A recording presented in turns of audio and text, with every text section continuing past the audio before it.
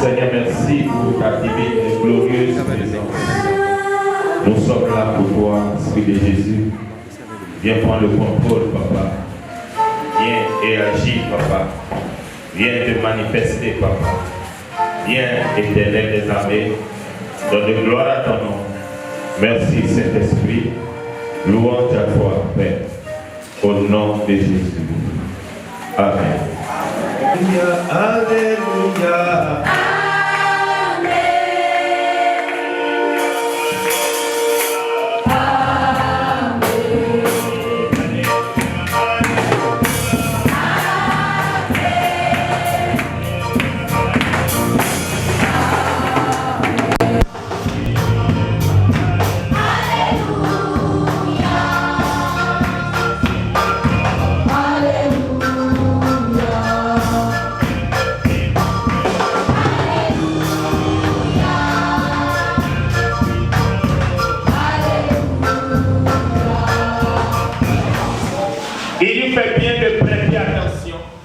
Au message, car nous étions avec lui sur cette montagne et nous attendons l'accomplissement de cette prophétie.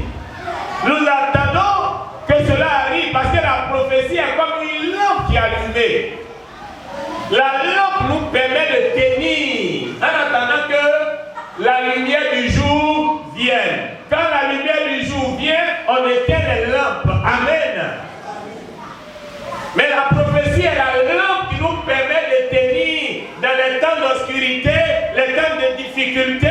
Oh, on s'approche à elle. C'est l'espérance de l'Église. Pendant que tout le monde est dans l'ignorance, l'inconscience, tout le monde est là, égaré. Chacun se pose la question, mais où allons-nous? Il y a aujourd'hui des gens qui sont dans l'incertitude. On leur demande votre croyance. Après la mort, où est-ce que vous allez dire? Ils ne savent même pas. Mais toi et moi, on sait où on va. Pendant que certains sont dans l'obscurité, dans l'ignorance, toi et moi, nous sommes éclairés. Nous avons une lueur d'espoir à cause de la lumière de la prophétie. Vous savez, bien aimé, regardez un peu la réaction de nos villes, ou de nos quartiers, ou de nos communautés. Quand les sociétés de distribution d'énergie coupent l'électricité, vous voyez un peu que les villes deviennent comment? Obscures et bien calmes. Et si vous empruntez même les rues deviennent quoi? Désertes. C'est les retardataires qui courent pour entrer à la maison parce que chacun a peur. Mais regardez, quand la société de distribution d'énergie va encore réactiver l'électricité, vous voyez ce qui se passe. Comment vous le savez? Il y a comme un grand bruit. Les enfants, les familles crient comme s'il y avait une victoire. Ils poussent un cri de victoire tout en haut. Il y a même que je suis à la maison, ben chez moi ça fait un relais, ça ne vient pas directement. Donc souvent, quand ils se rendent organiser le quartier, il y a la porte et de l'autre côté. Et jamais ça vient toujours en hauteur avant nous.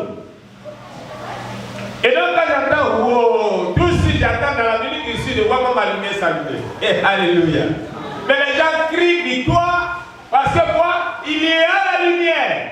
La prophétie, ici Pierre dit, c'est la lumière de l'espoir. La prophétie est l'espérance. La prophétie me permet de croire à un lendemain meilleur. La prophétie me permet de pouvoir, tandis que je ne suis pas encore dans la chose, mais de marcher comme je suis dans la chose, parce que le jour va bientôt se lever. Mais comment je réagis? Nous allons voir dans la Bible une image. C'est quand nous avons dit croire et entretenir la prophétie afin de la vivre. Dans 2 Rois, le chapitre 6, le verset 27 à 30, nous allons dépeindre tableau 7. 2 Rois 6, 27 à 30. 2 Rois 6, le verset 25 à 30.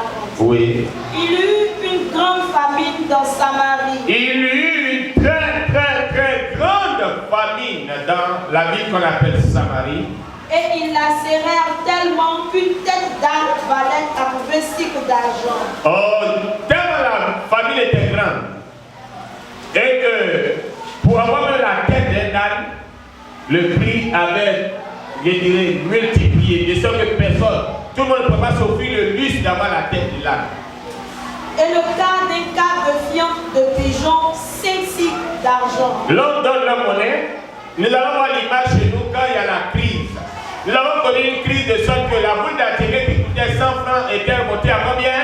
500. Combien? 500. Et tout le monde ne peut pas s'offrir. Et comme actuellement, quand il y a la pénurie de bananes, les 3 bananes, les femmes au marché viennent à combien? 500. Et les fanatiques de foutu ont des problèmes. C'est-à-dire quand il y a une crise là, tout se prend. Il y a des surenchères. Il est dit que personne ne pouvait pas s'offrir le luxe de payer, manger même aile de pigeon.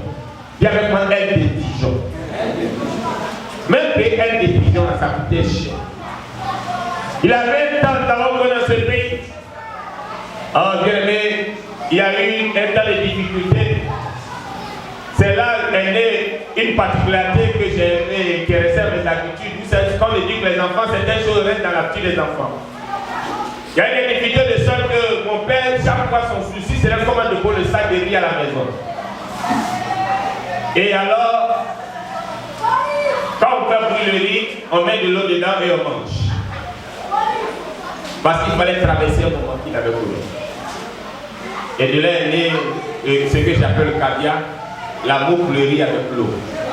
Cela n'a pas duré 1 mois, ça n'a pas duré 2 mois, ça n'a pas duré 6 mois. Ça a pris du temps. Et si la mère devait avoir, si tu avais 500 francs pour aller au marché, il fallait attendre vers la soirée pour partir et puis aller prendre ces aubergines où il y a les sous-marins dedans.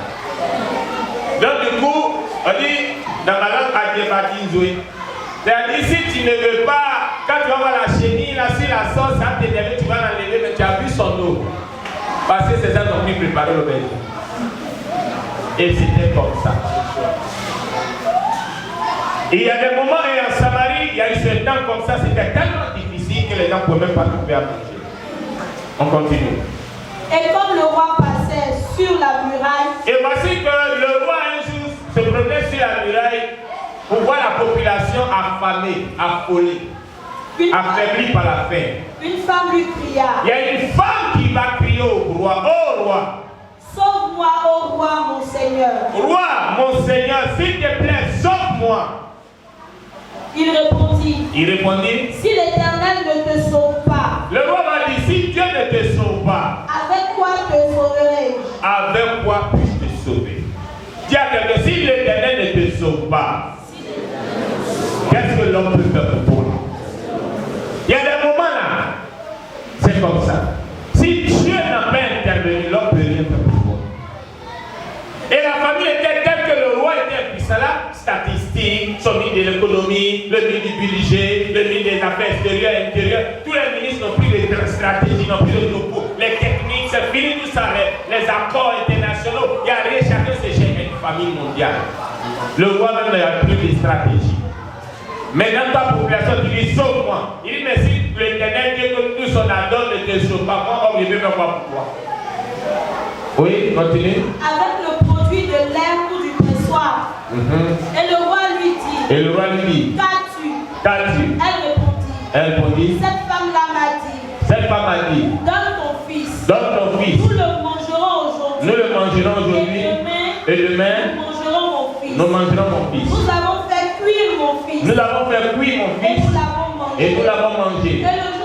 Et le jour suivant, je lui ai dit. Donne ton fils. Et nous le mangerons. Mais elle a caché son fils. Lorsque le roi entendit les paroles de cette femme, il déchira ses vêtements en passant sur la montagne. Et le peuple vit qu'il avait en dedans un sac sur son corps. Le roi dit que Dieu me punisse dans toute sa rigueur si la tête d'Élysée, fils de Shabbat, reste aujourd'hui sur lui. Or Élisée était dans sa maison. Et Et les anciens étaient assis auprès de lui. Le roi envoya quelqu'un devant lui. Mais avant que le messager soit arrivé, Élisée dit aux anciens, voyez-vous que ce fils d'assassin envoie quelqu'un pour m'ôter la tête. Écoutez, quand le messager viendra, fermez la porte et repoussez-le avec la porte. Le bruit des pas de son maître ne se fait-il pas entendre derrière lui? Merci. Bien-aimés, le tableau que nous avons en face de nous, la famille était tellement grande. Vous savez, en temps de faim, un homme affamé est très dangereux. Et une fois, je suivais une émission qui parlait un peu des découvertes alimentaires. Et ils ont montré que les différentes familles, comme disait la Bible, il y a eu la famille jusqu'au point que les gens sont là en Égypte. Aujourd'hui, il y a beaucoup de peuples qui tirent un peu leurs outils de l'Égypte, de la civilisation égyptienne. Il est dit dans la Bible que tout le monde convergeait vers l'Égypte, après la famille sur toute la terre. Il est dit que c'est en quête de nourriture que les gens commençaient à fouiller dans la terre, ils ont découvert les tubercules. Qu'aujourd'hui on connaît patates, igname et tout ça. Les gens cherchaient à survivre de plusieurs manières. De là est né plusieurs sortes de denrées alimentaires.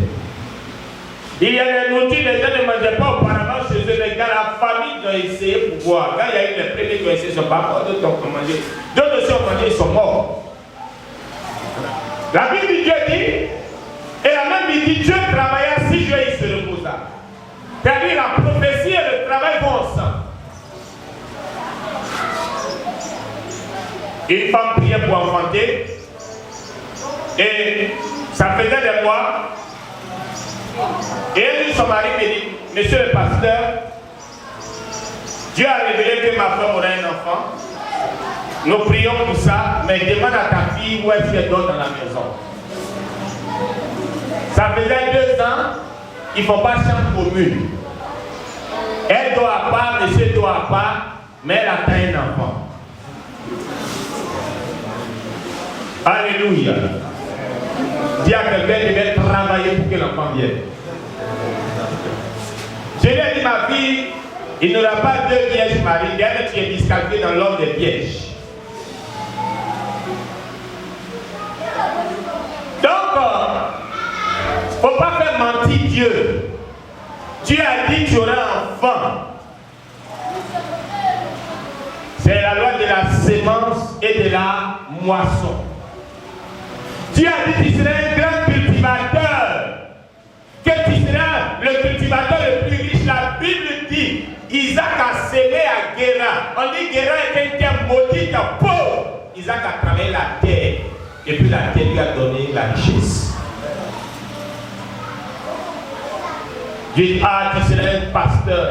Et il y a des années en arrière, ça fait plus de 18 ans qu'on m'avait révélé à un programme pasteur là. Quelqu'un dit, toi tu serais un docteur, tu serais un enseignant. Je n'étais qu'un simple évangéliste, un prêcheur. La voix me dit, les hommes confirmés seraient un fondateur d'une église. Et puis tu seras docteur d'enseignement. Tu vas former, tu vas consacrer des pasteurs. Tu vas former assez de pasteurs. Un simple prêcheur. Je dis qu'il en soit ainsi. J'ai commencé à travailler, me faire former moi-même d'abord. J'ai continué à étudier la Bible. J'ai continué à prier dans ce sens. Travailler pendant des années. Pendant des années. Et je continue de travailler à cela.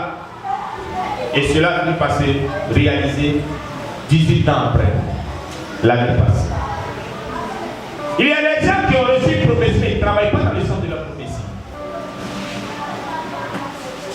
Dieu a dit quelque chose pour que cela se réalise. Quand Dieu dit, et la Bible dit, Dieu a travaillé, qu'est-ce que tu fais pour que la prophétie se réalise?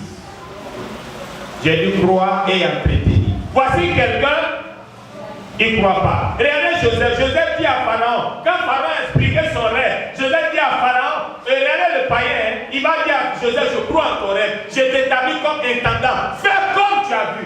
Fais comme Dieu t'a dit. Et regardez le païen Pharaon. Pharaon va croire. Il va donner l'ordre. Il va établir Joseph comme gouverneur et en même administrateur. Joseph, sans encore voir les choses choses s'accomplissent. Joseph va construire des greniers, va faire construire des greniers, des gros entrepôts.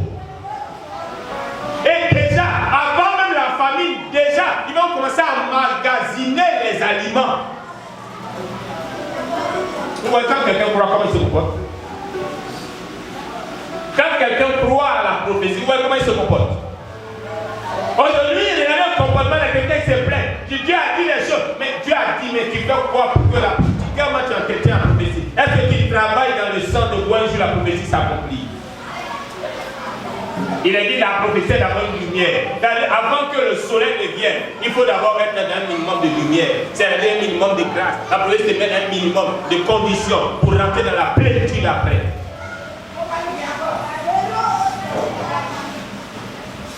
J'attends mon mariage. Je veux me marier. Mais Dieu veut que tu sois. Il y a des personnes, Dieu veut que tu atteignes le statut parfait. Quand Dieu regarde ton comportement, tu n'es pas encore brisé. C'est vrai, il y a certaines femmes qui ont eu la grâce du mariage. Vous savez, il y a des gens qui ont eu la grâce. C'est-à-dire qu'ils ne méritent même pas, si on a une mentalité, comportement. Et non. C'est des vaches folles. Mais Dieu fait grâce. Il y a les hommes également. Mais dans le Nord, pour être une bénédiction, il faut que ces personnes soient préparées à la chose. Que ces personnes travaillent à la chose. Ces personnes, ils s'engagent dans leur carrière, ils poursuivent là. Ils disent, ah, tu seras un grand joueur, tu vas jouer. Il faut commencer à jouer petit poteau dans le quartier d'abord. Il faut commencer à jouer dans les clubs. Il y avait un jeune homme qui aspirait à jouer les grands tournois et il jouait. Et j'ai vu quelqu'un qui était dans le mouvement national ici. La personne m'a dit, si tu veux que ton petit parte jouer quelque part, à celui qu'on lui dit d'accéder jouer dans un club national. Et je vais tout faire pour qu'il puisse même un jour être sélectionné dans l'équipe nationale, s'asseoir ne serait-ce que sur le banc de touche de l'équipe nationale. Et quand il va s'asseoir sur le banc de touche, quand les gens vont taper son nom, qu'ils ont vu que l'équipe nationale a sélectionné, simplement même s'il n'a pas joué, même il a joué une seule minute, cela va ouvrir les portes. Je vais payer la licence de ce petit, mon domaine un certain droit de payer sa licence nationale. Maintenant, je dis tu as la licence. À celle de jouer ici, mais papa, j'ai offert, j'avais besoin de la licence pour aller jouer à l'extérieur. Il a préféré aller dans les pays maghrébins, aller souffrir. Il est revenu bredouille. Quand l'homme avisé m'a dit, dis aux petits que c'est possible, qu'ils acceptent seulement de jouer dans certaines équipes nationales ici, et il a tout fait, il va s'asseoir sur le banc, il va sélectionner, même sur le banc, même on le met à la dernière, mais 2 minutes seulement, ça ouvre les portes. Le petit n'a pas travaillé dans ce sens. Il y a des gens qui croient que le travail dans ce sens, c'est pour lui de marabout en marabout. Aller chez les féticheurs. Ils vont dépenser tous les biens chez les féticheurs pour que les portes s'ouvrent. Il ne faut pas étudier. Je vais chez les féticheurs. Et puis, quand je vais prier.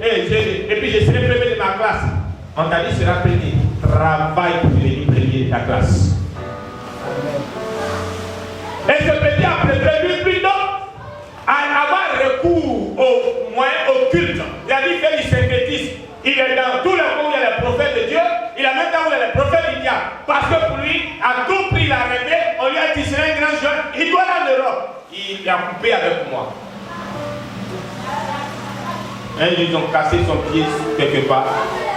C'est fini, fracture. Sa carrière brisée. Il n'a pas compris que quand une prophétie est libérée, il faut croire, poser des actions, des semences, des autels, des offrandes.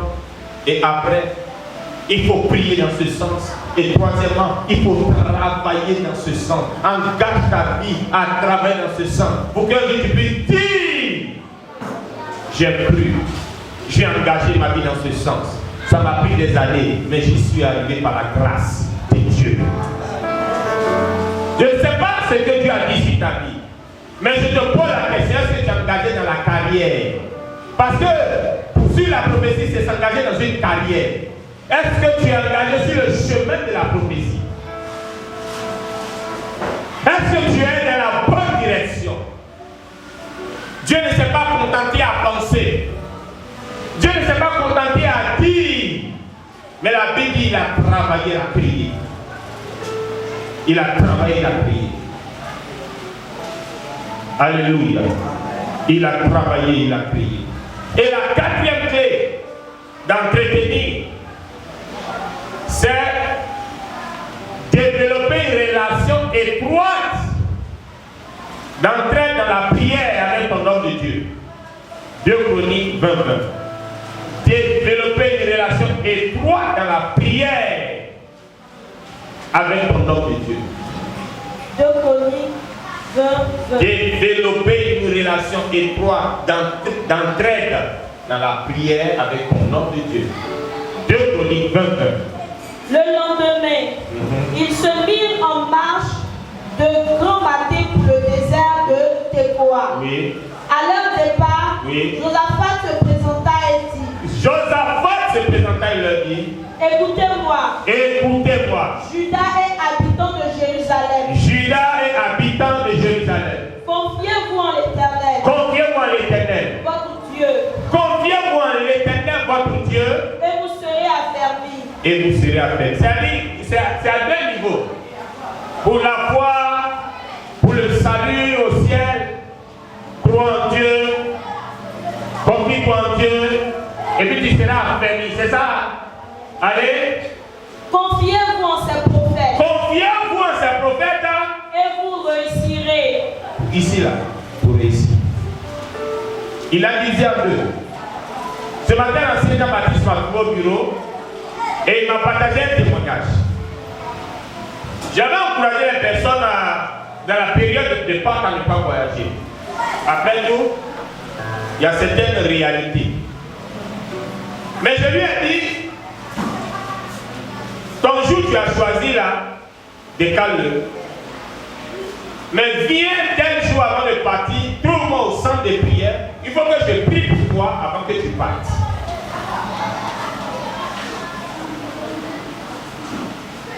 Il a obéi. Il pourrait dire, mais pasteur, je suis déjà là ce jour-là au camp de prière sur les 200 mandats et il faut prier en même temps. J'ai dit non, va et tu reviens tel jour de trouver encore ici. Il faut que je prie pour toi avant que tu bouges. Il est reparti sa voiture, il est revenu le jour indiqué, me retrouver au camp. J'ai prié pour lui, j'ai dit tu peux partir. Ce matin, il rendait son témoignage. Combien de fois Satan est au rendez-vous?